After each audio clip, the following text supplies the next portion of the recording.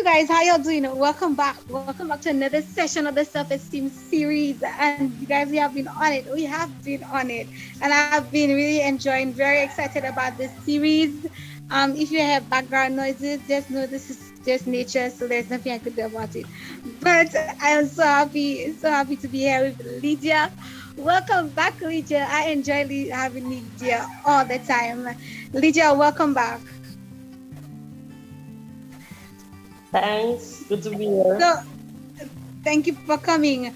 So, Lydia, today we are talking about self esteem in the submissive wife.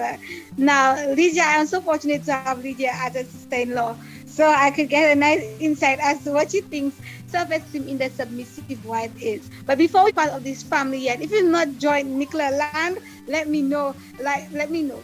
No, don't let me know. Subscribe. Join the family, you guys. What are you waiting for? We share good information here. I mean, it's all positive stuff. But let's talk about what it means to be a submissive wife. First, let's talk about being self-esteem in a wife. Is it necessary to have self-esteem, to have a good self-esteem? Or why is it necessary to have good self-esteem as a wife?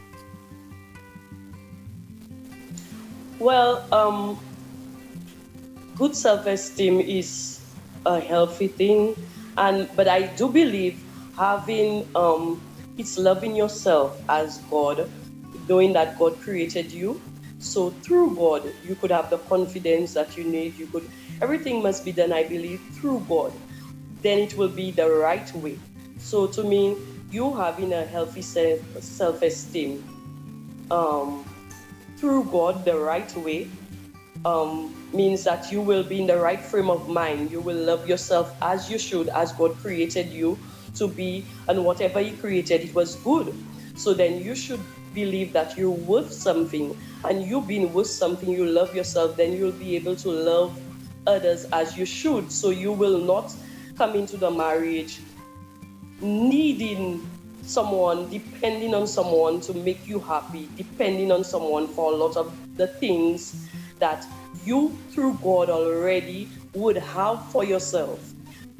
Coming into the marriage, it would just be you adding to it. Whatever the person gives to you, whatever love the person shows you, it will be adding to it. But I don't believe you should come searching for it. Thank you. That was very deep. That was very profound. That you come into this marriage with a good self-esteem. You come whole, so you not come there needy. I love that. Now let's talk about as believers. We are taught, and it's in the Bible that you're as a wife you should be submissive. Now people have so many definitions for submissive. Sometimes I wonder if it's even something that's attainable in this world. But let's talk about self-esteem and let's talk about the submissive wife. Can a submissive good self-esteem? Let's talk about being submissive. Um, in my view and from my understanding, being submissive to your husband or the rule that the Bible left for us in wives have to be submissive. It's not anything to me to degrade you, to make you any lower than. I understand it to be like you expressing yourself in not a haughty manner, in a meek manner. You saying what you need to say in the way that you need to say it with respect towards your husband and giving your point of view. And him being, as the Bible stated, the head of the household, you would, I mean, obviously, if your husband tell you to do something wrong, you will not say you're being submissive and accept it, but you will humble you you'll state your view in a submissive way. You'll not do it with the way in which you do something would somehow submissive you are. So to me, that's what I see it as, being respectful in how you act towards your husband in speaking and different ways. Thank you so much for that, Lydia. So then what I'm gathering from you, good self-esteem and be submissive. So one does not necessarily have to affect the other. Would you say having a good self-esteem would help you in being submissive? To me, I believe so, because you wouldn't you wouldn't look at it in the frame of mind that um you're degrading yourself to just be submissive, or you wouldn't feel that in being submissive you're any lower. It's two to me. It's two separate things. It's two separate things. One won't take out from the other. You being submissive, you have, yeah. So to me, and also doing it the right way, as I said, doing it the right way through what God left for us through the direction of Christ. To me, you can't really go wrong. Thank you for that. The reason why I asked this question is because, like you said earlier, if you go in there and you're thinking that, well, this person is trying to degrade me or control me, whatever the case may be, if that's what you've come into this relationship with this lack, then I could see how a lack of self-esteem could affect that submissive nature, in that you would not feel okay doing it. I think also that self-esteem plays a role in just marriage on the whole. How would you say that self-esteem in the wife helps establish a good relationship? Like, your self-esteem, how does that reflect in your relationship? Well, to me, you having that it would be able to make you express yourself better.